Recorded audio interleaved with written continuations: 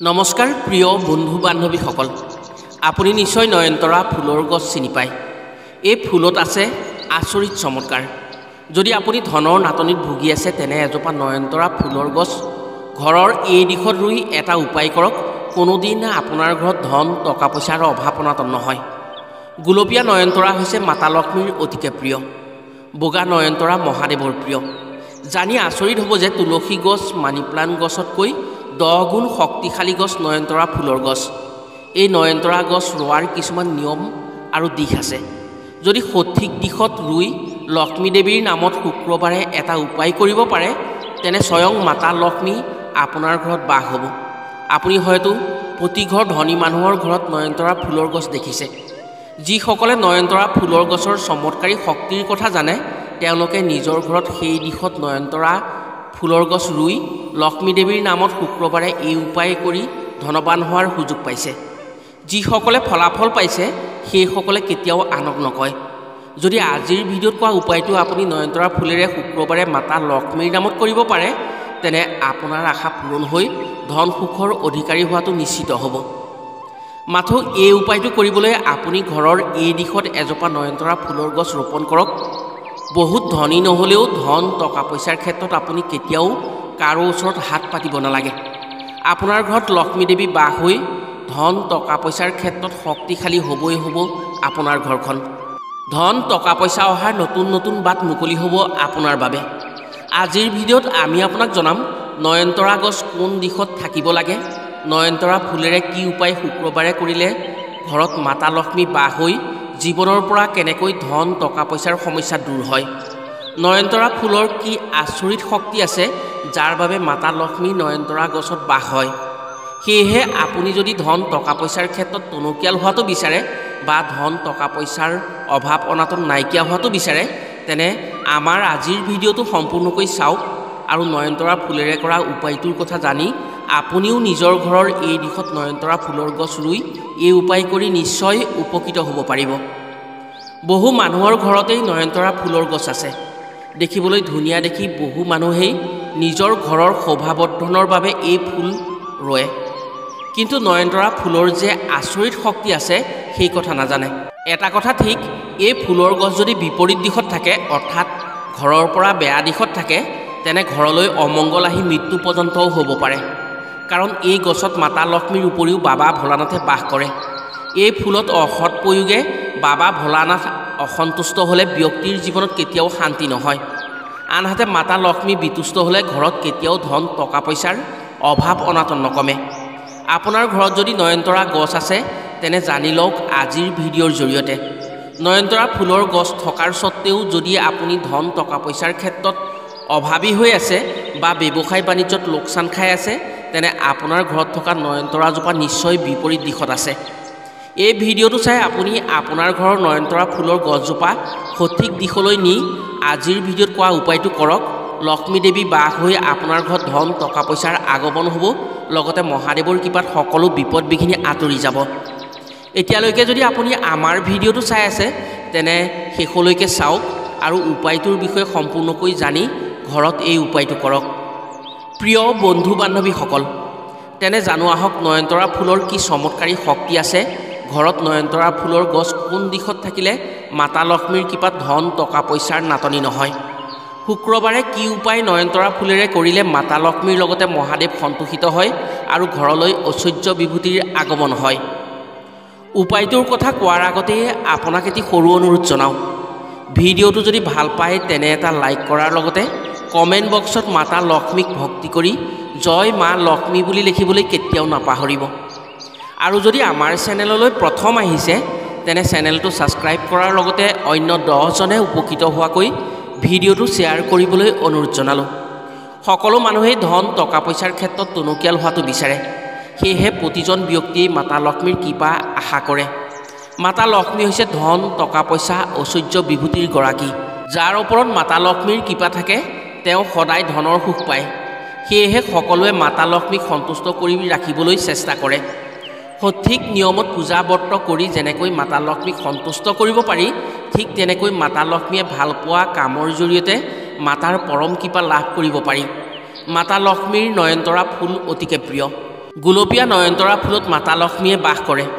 যাৰ ঘৰৰ উত্তৰ দিশত গুলপীয়া নয়নতৰা ফুলৰ গছ থাকে আৰু সেই ঘৰত যদি নয়নতৰা ফুলেৰে আজিৰ ভিডিঅ'ত কৰিবলৈ কোৱা উপায়টো শুক্ৰবাৰে কৰে, তেনে নিশ্চিতভাৱে সেইখন ঘৰত মাতা লক্ষ্মীয়ে বাস হৈ চহকী হ'ব।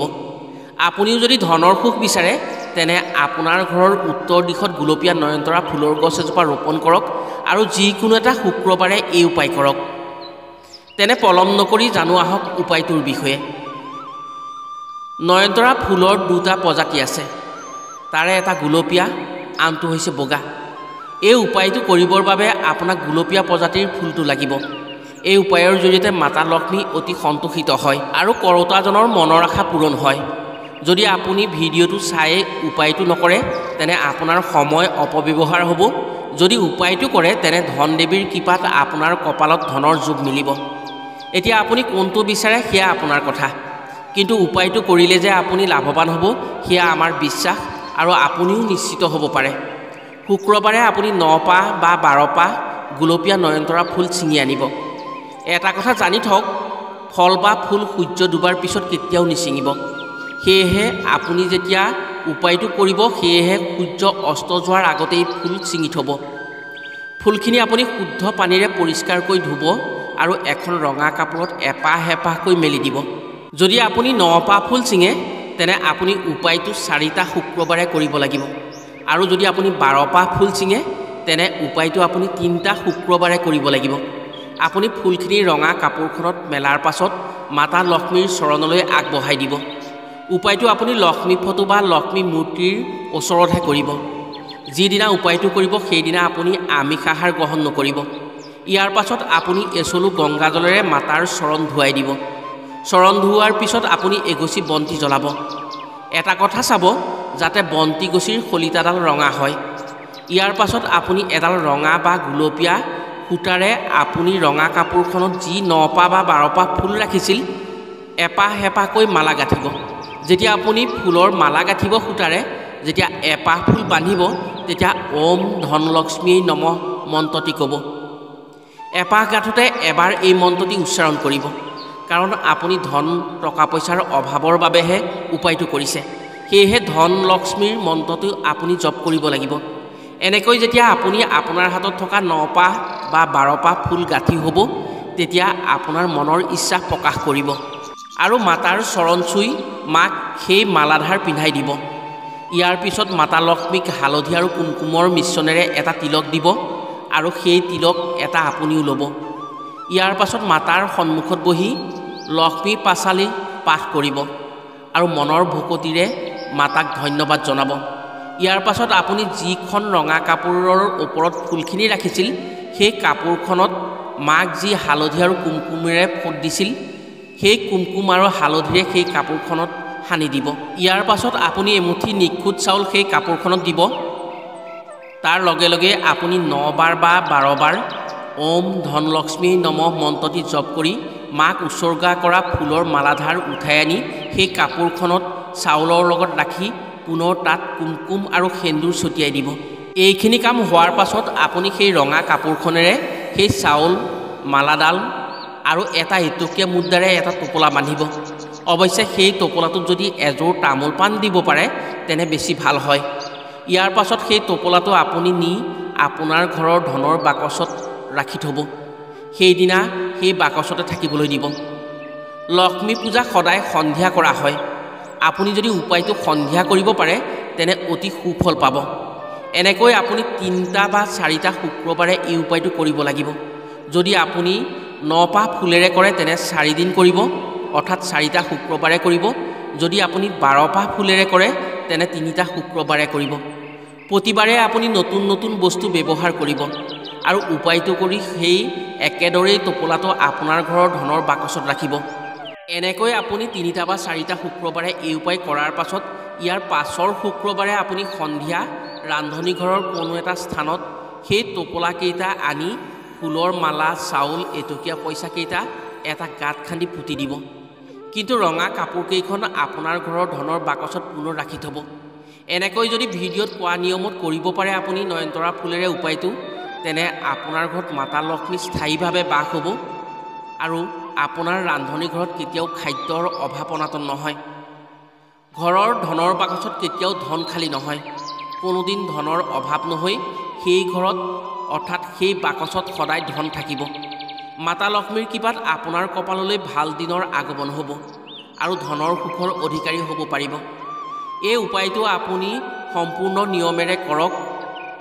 নয়নতৰা ফুলৰ জৰিয়তে আপোনাৰ ঘৰত মাতা লক্ষ্মী বাস হৈ আপুনি কোনোদিন কাৰো ওচৰত হাত পাতিব নলগা হ'ব। আপুনি যেনেকৈ ধন টকা পইচা বিচাৰে তেনেকৈ ধন টকা পইচা পাবলৈ সক্ষম হ'ব। এই উপায় পুৰুষতকৈ মহিলাই কৰিলে বেছি ফল পায়। যদি আপোনাৰ জীৱনত ধন টকা পইচাৰ নাটনি নিবিচাৰে তেনে নিশ্চয় এই উপায় কৰক, ফল আপুনি নিশ্চয় পাব। আধ্যাত্মিক উপায়ৰ ফল কেতিয়াও নেহেৰায়। আধ্যাত্মিক উপায় কেতিয়াও নিষ্ফল নহয়। আপুনি আধ্যাত্মিক উপায় যদি কৰে তেনে পলমকৈ হ'লেও ইয়াৰ ফল পাবই। প্ৰিয় বন্ধু বান্ধৱীসকল, যদি সম্পূৰ্ণ বিশ্বাসেৰে এই উপায় 3টা বা 4টা শুক্ৰবাৰে কৰিব পাৰে তেনে আপোনাৰ ঘৰলৈ ধন লক্ষ্মীৰ বাস হ'ব আৰু আপোনাৰ ঘৰত ধন টকা পইচাৰ উভৈনদী হ'ব। আপোনাৰ জীৱনত দুখৰ দিনৰ অন্ত পৰিব। ৰান্ধনি ঘৰত কোনোদিনাই অন্নৰ অভাৱ অনাটন নহ'ব আৰু ঘৰৰ ধনৰ বাকচত কোনো দিন ধন খালী নহ'ব। আপোনাৰ সকলো অভাৱ অনাটন দূৰ হৈ আপুনি সুখী হ'ব পাৰিব। আশা কৰিছোঁ এই উপায় কৰি নিশ্চয় উপকৃত হ'ব পাৰিব। আজিলৈ ভিডিঅ'টো ইমানতে সামৰিছোঁ। পুনৰ অন্য এটি ভিডিঅ'ৰ জৰিয়তে লগ পোৱাৰ প্ৰতিশ্ৰুতিৰে আজিলৈ আহোঁ। সকলো ভালে থাকক, সুস্থ থাকক। ধন্যবাদ।